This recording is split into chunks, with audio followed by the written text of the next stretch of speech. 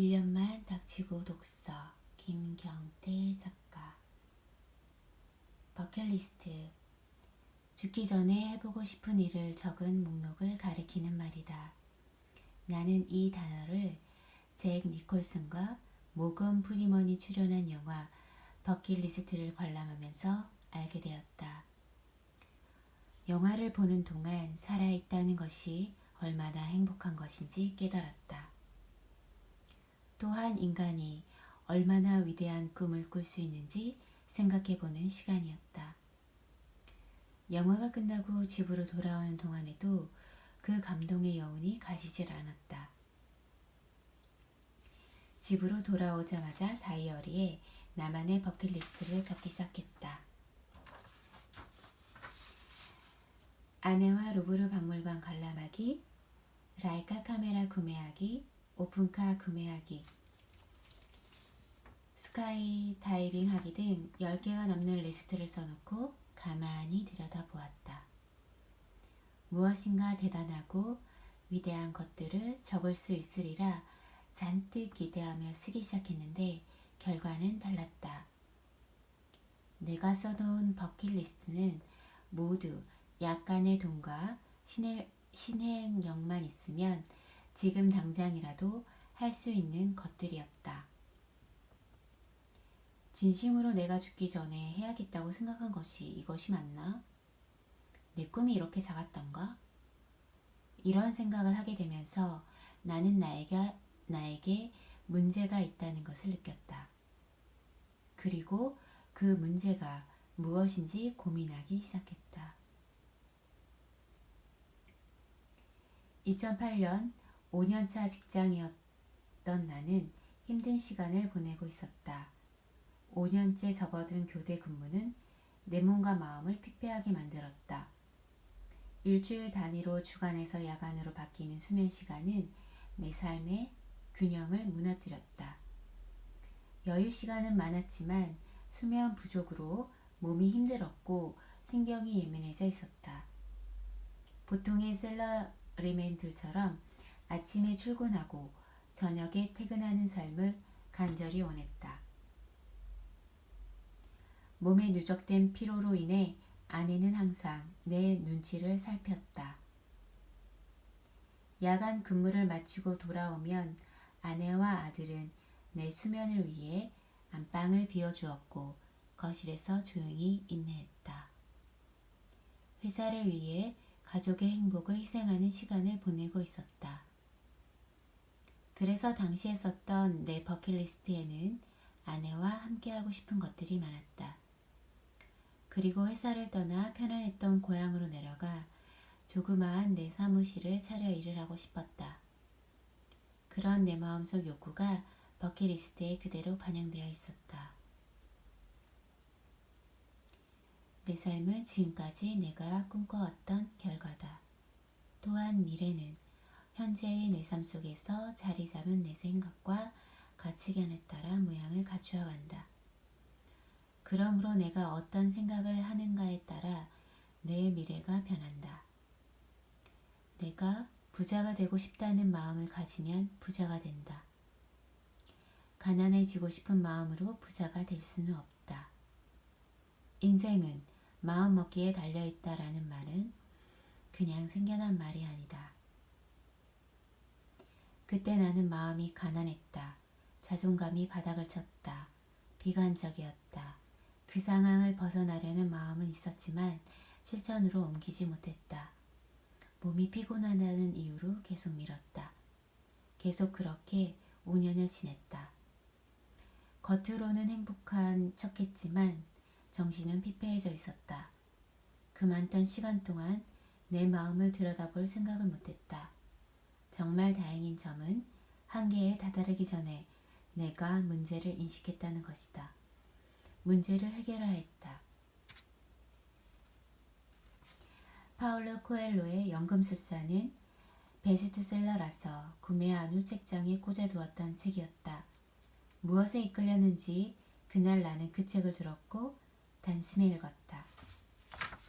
읽는 내내 가슴이 요동쳤다.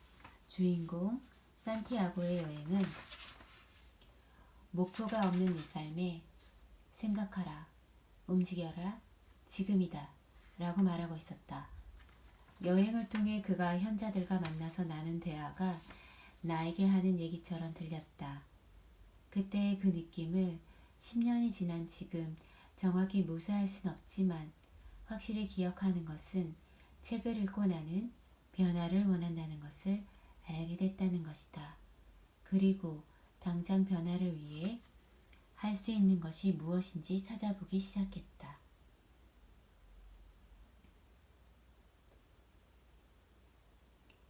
연금술사를 읽은 그날 나는 내가 가장 잘할 수 있는 독서부터 시작하기로 했다. 서재에서 책 정리를 시작했다. 사두기만 하고 읽지 않아 쌓여있던 책들을 분류했다. 쌓여있던 책장의 먼지를 털어냈다. 매력적인 제목의 책들을 한 권씩 분류하고 정리했다. 그러면서 나를 당기는 책들을 별도로 모아 책장 한 칸에 채웠다. 그리고 독서에 대한 목표를 세우고 읽기 시작했다. 열심히 읽었다. 당시 최고의 아이콘이었던 스티브 잡스에 관한 책을 섭렵했다. 빌 게이츠에 대한 책도 10권 넘게 읽었다. 나는 IT 회사에 근무하고 있었고 회사를 통해 내 성공을 보장받고 싶었다. 그래서 그 분야에서 가장 성공한 사람들의 책을 읽었다. 그들의 성공과 열정을 들여다보면서 그들을 닮아 성장하고 싶었다. 책이 한 권씩 늘어감에 따라 조금씩 성장하고 있다고 자신했다. 나는 더 이상은 셀러리맨으로 살기 싫다. 내 회사를 만들어 기업가로 살고 싶다라는 꿈을 꾸기 시작했다. 그리고 사장이 되려면 내가 무엇을 해야 하는가를 고민하기 시작했다. 나는 사장이 되기를 결정했기 때문에 세상의 수많은 사장들의 책을 찾아 읽기 시작했다. 아마존의 제프 베조스, 페이스북의 마크 저커버그, 테슬라의 일론 머스크 등 그들이 살아온 환경과 영감을 얻게 된 계기를 읽고 정리했다. 그러면서 그들의 공통점을 찾았다. 그들은 하나같이 명확한 묘표와 지칠 줄 모르는 열정을 가지고 있었다. 또한 실패에 좌절하지 않았고 실패의 원인을 철저히 분석해서 실수를 줄였다. 철저하게 자신을 믿었고 자신을 신뢰하고 있었다.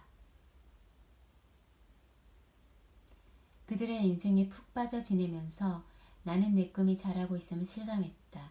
생각이 긍정적으로 변하고 있었다. 자신감이 생겼다. 꽉 막혀서 힘들다고 느꼈던 회사 업무도 점점 즐거워졌다. 그러면서 좋은 결과물이 나타나기 시작했다. 인사고과를 잘 받게 되었고 가보고 싶었던 해외 출장의 기회도 찾아왔다. 교대 근무에서 사무실 근무로 옮기게 되었고 더 넓은 사업장으로 옮겨 새로운 사람들과 일할 기회가 생겼다. 회사에서의 좋은 일들은 가정으로도 이어졌다. 결혼 후 3년 만에 가족이 함께 해외여행을 다녀왔다. 원했던 시기에 사랑스러운 둘째가 태어났고 꼭 한번 살아보고 싶었던 동네로 이사했다. 정말로 내가 상상하고 바라고 원하는 것만큼 이룰 수 있었다. 자신감이 작은 성공을 만들었고 작은 성공은 점점 더 큰 성공으로 번졌다. 성공의 결과물들은 더 큰 꿈과 도전으로 나를 자극했다. 그 시기에 나는 내 버킷리스트를 다시 썼다.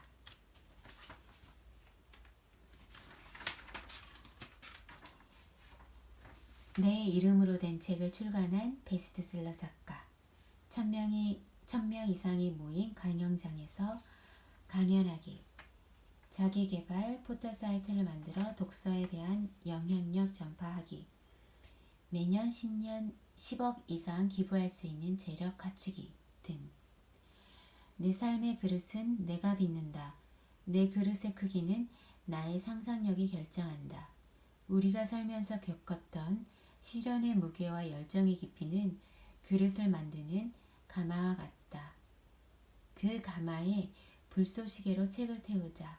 한 권 또 한 권 책이 타들어갈 때마다 내 삶의 그릇은 점점 커지고 단단해진다. 10권, 20권 늘어나는 독서량에 따라 삶은 더욱 원대한 목표를 향해 나아가게 될 것이다. 독서량에 비례해서 그릇은 더욱 깊어지고 크기도 커진다. 내가 품을 수 있는 열정의 절대량이 달라진다. 꿈을 향해 달려가는 원동력의 한계가 사라진다. 결국 책에서 읽고 꿈꾸었던 롤모델의 멋진 삶을 내가 영위하고 있을 것이다. 가슴이 뛰지 않는가? 내가 원하고 원했던 삶을 살아가는 내 모습을 상상해보라. 꿈을 꾸는 것만으로도 우리는 그 꿈을 향해 한 발 나아가게 될 것이다. 자신을 믿고 두려움 없이 꿈을 향해 걸어가라.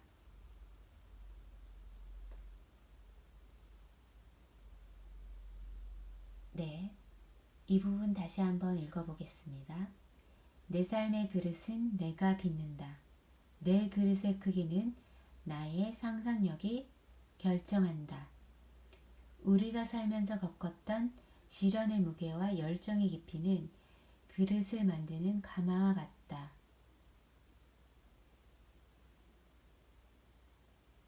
자신을 믿고 두려움 없이 꿈을 향해 걸어가라.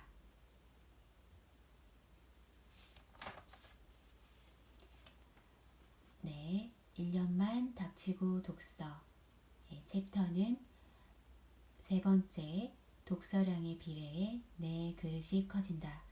김경태 작가님이었습니다. 감사합니다.